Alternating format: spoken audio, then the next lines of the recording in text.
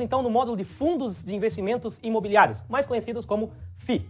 Então, nessa primeira aula, eu vou explicar para vocês o conceito de fundo imobiliário, o que é um fundo imobiliário, para você que ainda não teve nenhum tipo de contato com esse investimento aqui. Bom, quando a gente investe em fundos de investimento imobiliário, a gente está investindo em imóveis, que é um tipo de investimento que é muito comum no Brasil, né? Muitas pessoas investem em imóveis, inclusive foi um dos investimentos mais comuns durante as últimas décadas, agora que a gente está abrindo o leque e conhecendo outros tipos de investimento. Mas olha só, para você investir em um imóvel diretamente, você precisa ter um capital já formado. Então imagine que você vai comprar uma casa para alugar. Uma casa lá de 200 mil reais, você vai colocar um inquilino lá para pagar R$1.000 por mês de aluguel. Então você já precisa ter esse capital formado, já precisa desses 200 mil reais na sua mão para então conseguir adquirir essa casa. E daí tem um grande problema que eu vejo assim no investir diretamente em imóveis, que é a liquidez, né? Porque imagine que você precisa lá levantar uma grana, né? Você tem uma casa de 200 mil, aí de repente você precisa de 10 mil reais. Você vai fazer o quê? Se você não tem de onde tirar esse dinheiro, você pode até ter que vender essa casa. E vai vender como? É difícil vender uma casa, não se vende do dia para noite. Então o grande problema de investir diretamente em imóveis é isso. Você mexe sempre com aportes muito altos e dificuldade de liquidez. E para isso então surge, para facilitar a nossa vida, os fundos imobiliários. O que um fundo imobiliário faz? Para que o investidor não tenha que investir sozinho em um imóvel, junta-se então um grupo de pessoas com o interesse em comum, que é investir em imóveis. Cada um entra com uma parcela de dinheiro, de acordo com a sua capacidade de aporte, pega essa grana e coloca na mão de uma equipe. Olha só, a equipe que está por trás de um fundo imobiliário são duas, o gestor e o administrador. O que essa equipe aqui, esses dois aqui, vão fazer? Eles vão comprar um imóvel com toda essa grana desse pessoal aqui. E vão fazer a gestão, a administração desse imóvel aqui. Então, poxa, você sozinho, de repente, você não conseguiria comprar um prédio, porque um prédio ele pode custar 100 milhões, 200 milhões, 300 milhões de reais. Então, você é um desses aqui. Você não conseguiria comprar sozinho, certo? Mas juntando um grupo de 2 mil, 5 mil, 10 mil, 20 mil pessoas, que é mais ou menos o número que a gente tem os fundos menores aí com 500, 800 cotistas. Mas os fundos maiores, a gente tem 50 mil, 60 mil, 70 mil pessoas. Então, pega esse grupo de pessoas, cada um dá uma graninha ali, poxa, um fundo consegue juntar, com toda essa galera aqui, 200, 300, 400, 500 milhões. E aí, então, tem dinheiro para comprar um prédio. Essa galera aqui vai fazer a gestão desse prédio. Esse prédio vai ter os inquilinos, como se fosse uma casa lá, um imóvel alugado. Esse inquilino vai pagar para o administrador, para o gestor, aqui o valor dos aluguéis. O que essa galera aqui vai fazer? Vai tirar a parte deles, que é a taxa de gestão e a taxa de administração, que isso a gente vê no relatório dos fundos, e tirando essas taxas sobra o lucro. O lucro, 95% por lei, eles vão ter que distribuir para o cotista, que é você. Então veja que interessante isso, gente. Você consegue comprar um pedacinho de um prédio com pouco dinheiro.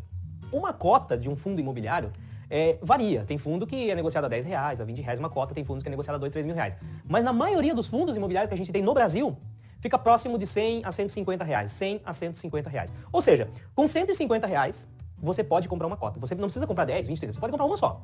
Então com 150 reais, você compra um pedacinho desse prédio, certo? Esse inquilino aqui paga aluguel todo mês. E todo mês você vai receber o aluguel referente à sua cota. Então lá no relatório de gestão, que o fundo imobiliário ele vai emitir todos os meses, você vai ter informação assim, ó, quanto que esse imóvel arrecadou por cota.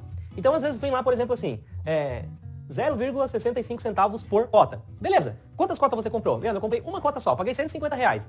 Botei a mão aqui, a grana aqui, na mão do gestor. Pronto, então se você tem uma cota, o inquilino pagou 65 centavos por cota, você vai receber agora todos os meses 65 centavos. Isso aqui, gente, é uma ferramenta sensacional para você conquistar a sua independência financeira. Porque, poxa, 65 centavos não vai te fazer muita diferença. Mas ao longo dos anos, quando a gente vai acumulando, imagina, se você comprou 100 cotas, você pagou lá R$10.500, você já vai transformar isso aqui em R$65 por mês. Agora, pô, Leandro, consegui comprar 1.000 cotas, paguei 150 mil reais. Agora você já vai transformar isso aqui em 650 por mês. A gente já começa a enxergar a nossa aposentadoria, certo? Leandro, continue investindo, tô com 500 mil reais nesse negócio. Cara, 500 mil, isso aqui já vai para perto de 2 mil reais.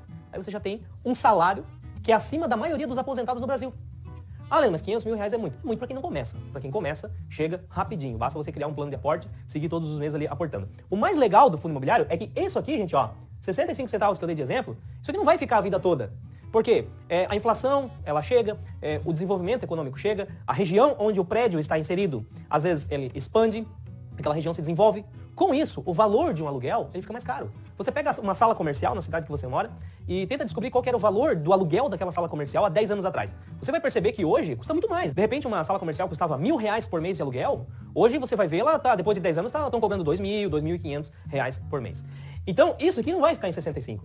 Isso aqui vai para R$1, vai para R$1,50, vai para R$2 ao longo dos anos. Então, por isso que o fundo imobiliário, a gente não vende as cotas.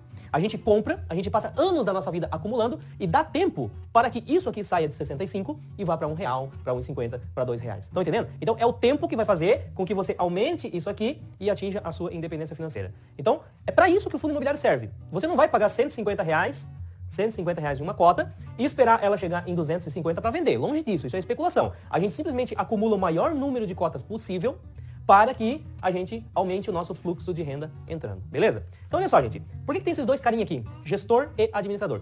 O gestor, ele é o cara que faz a compra desse imóvel aqui. Tá? Ele constrói o portfólio do fundo, a carteira do fundo. Então ele vai lá, gasta a sola do sapato, ele procura um imóvel, acha um imóvel, não, esse imóvel nós vamos comprar. Negocia com o dono do imóvel, compra. Negócio fechado? Beleza. Joga na mão do administrador. Esse cara que vai cuidar da parte burocrática, vai cuidar da parte de papelada, legislação, para que ele consiga criar uma proteção entre os cotistas, que somos nós, e aquele imóvel lá. Beleza? Ah, eu vou vender, não quero mais esse imóvel aqui. Quem vai tomar essa decisão é o gestor. O administrador, ele não interfere nessa decisão, tá? Quem faz tudo isso é o gestor. A única coisa que o administrador faz é a parte de legislação, a parte de papelada, contrato, essas questões aí é que o administrador cuida. Agora, olha só. Por lei, nos fundos imobiliários, a gente pode até ficar sem gestor, tá? Pode ficar por um tempo. E se os cotistas aqui não estiverem satisfeitos com esse gestor, a gente pode se reunir, se pelo menos 5% do valor do fundo, né, 5% aqui do peso de cotistas, se reunirem e convocarem uma assembleia, o administrador do fundo, ele tem que abrir, então, uma assembleia, uma votação, né, para que a gente decida trocar ou não esse gestor. E esse gestor pode ser substituído se ele não estiver fazendo bom uso do nosso dinheiro, beleza? Então, o gestor, ele pode ser substituído. O administrador, ele até pode, mas um fundo imobiliário ele não pode ficar mais que um mês sem administrador. Se ele ficar sem administrador, a CVM vai ter que sugerir um administrador para que entre aqui, provisório, e se não achar um outro administrador fixo, o fundo pode ser encerrado. Você vai perder suas cotas? Não, você não perde. Isso aqui é um dos investimentos mais seguros que tem. Se tiver que ser encerrado, o fundo vai ser amortizado. Então, o valor que você tem aqui, esse imóvel vai ser vendido e você vai ter o seu dinheiro devolvido. É assim que funciona. Mas isso são informações que é importante que você saiba, mas que dificilmente acontece. É muito raro um fundo perder, ficar sem administrador e ter que ser encerrado. Eu nem lembro de algum caso que isso tenha acontecido. Já a troca de gestor não é algo que é tão raro acontecer, tá? Tem vários fundos aí que já trocou 2, 3 vezes de gestor, às vezes dá algum rolo lá, os cotistas levantam uma assembleia, fazem a troca de gestor, tá? Às vezes você não é uma coisa ruim quando você acaba trocando, pegando um gestor ainda melhor. Bom, aqui eu dei um exemplo para vocês do que é mais comum e eu trouxe para vocês o exemplo de um imóvel aqui, que é o que a gente já está acostumado, né? A investir lá num imóvel físico, mas não existe só esse tipo de fundo. Primeiro, o fundo imobiliário, muitas vezes ele não tem só um imóvel, ele pode ter 2, 3. A gente tem fundos imobiliários no Brasil, ainda é uma classe de investimentos em expansão, que tem lá 15 imóveis desse. Não só prédio, galpões e logística, qualquer tipo de imóvel, mas tem 15, 16, 17 imóveis já. Inclusive, esses são os melhores, a gente pegar um mais diversificado, porque se der problema com um imóvel, seja alguma catástrofe lá que destruiu o imóvel, ou uma desaceleração na economia daquela região, que a gente acabe perdendo o inquilino, então você tem vários outros imóveis que acabam sustentando o fluxo de caixa do fundo e você não fica na mão. Por outro lado, a gente tem exemplo de fundos que tem um imóvel e um inquilino. Olha só, mono imóvel, mono inquilino. Esse fundo perdeu o inquilino, acabou o dinheiro vindo para cá. Ó. Então você para de receber. Isso se compara com quem tem uma casa alugada, né? Olha só, muita gente tem uma casa alugada e um inquilino. E quando você entra o que a gente chama de período de vacância, né? Que fica sem inquilino. Então quando o inquilino sai daquela casa, até que você coloque outro inquilino, às vezes fica 2, 3, 4 meses sem receber aluguel. Isso é péssimo quando a gente fala de investimento direto em imóvel físico. O fundo imobiliário, se a gente escolhe um diversificado, multi-imóveis, multi-inquilino, a gente não tem esse problema, beleza? Quando a gente fala de um fundo imobiliário que investe direto no imóvel, a gente diz que isso aqui é um fundo de tijolo, beleza? Os fundos de tijolo, gente, eu vou listar eles aqui. Então, olha só, os fundos de tijolos, eles podem ser de logística, que são galpões, né? Escritórios, que geralmente são os prédios que eu tinha desenhado ali. Então, salas comerciais, escritórios de empresas, enfim, escritório. Fundo de hospital também existe e fundo educacional. Também existe, que eu não coloquei aqui, fundo de hotel. Então tem várias classes. Sempre que você pegar o relatório de um fundo, você vai estudar ele, já nas primeiras páginas, lá no cabeçalho, já vai estar escrito que tipo de imóvel que esse fundo investe, tá? Então isso aqui ajuda, por exemplo, você ter uma carteira diversificada. Eu, por exemplo, eu gosto muito de fundo de logística. A maior parte dos fundos imobiliários que eu tenho em carteira são de tijolo e logística. Todos esses fundos aqui seguem aquele princípio que eu mostrei até agora no desenho. Agora, olha só, tem um outro tipo de fundo imobiliário que a gente chama de fundo de papel. Um fundo de papel, gente, ele investe em certificados recebíveis imobiliários. O que são os certificados de recebíveis imobiliários? Basicamente, a gente compra uma dívida. Então imagine, alguém foi lá, comprou um apartamento e financiou. Então a gente pega, coloca o dinheiro na mão do construtor e em contrapartida a gente fica com a dívida para nós. Então, só que é claro que isso aqui é feito uma operação amarrada, né? A gente fica com essa garantia de que vai receber, só que se a pessoa que deve lá, ela der o calote, muitas vezes o contrato faz com que a gente tenha o imóvel em garantia. Então, uma equipe de gestão de fundos de papel, eles amarram muito bem o certificado de recebíveis imobiliários, e é claro que não vai ter um certificado só na carteira. Tem carteira que tem 20, 30 certificados, então quando um desses aqui dá calote, acaba não afetando muito, tá? Então, nesse caso aqui, no fundo de papel, a gente não tem um imóvel físico por trás, mas a gente tem contratos que são certificados recebíveis atrelados somente a imóveis, né? CRI. Por isso que a gente fala que é fundo de papel, beleza?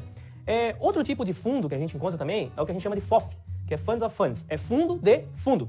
Então eu pego um fundo, ele bota na carteira dele diversos outros fundos. Então eu posso ter lá um FOF, ele pode ter 2 fundos de logística na carteira, 2 fundos de escritório, 2 fundos de papel e por aí vai. Quais são as vantagens e desvantagens de a gente investir num FOF? O FOF você vai pagar 2 vezes a taxa de administração, certo? Porque você vai ter que pagar a taxa de administração para esse fundo aqui, administrador, gestor, tudo aquilo que a gente viu, e ainda vai ter que pagar desse aqui. Então, quando a gente vai investir em um fundo de fundo, a gente tem que avaliar se a rentabilidade que esse fundo aqui está conseguindo, ela supera as taxas que a gente vai ter que pagar. Os melhores fundos compensa, tá? Eu gosto também de fundos, tem em carteira, mas aqueles que conseguem entregar uma rentabilidade que compense pagar 2 vezes a taxa. E daí tem algumas outras classes que não são tão comuns. Por exemplo, a gente tem os fundos de desenvolvimento. O que é isso? É um fundo que ele capta recurso dos cotistas para construção de imóveis. Então, para construção de um galpão, para construção de um condomínio, para construção de um prédio e por aí vai.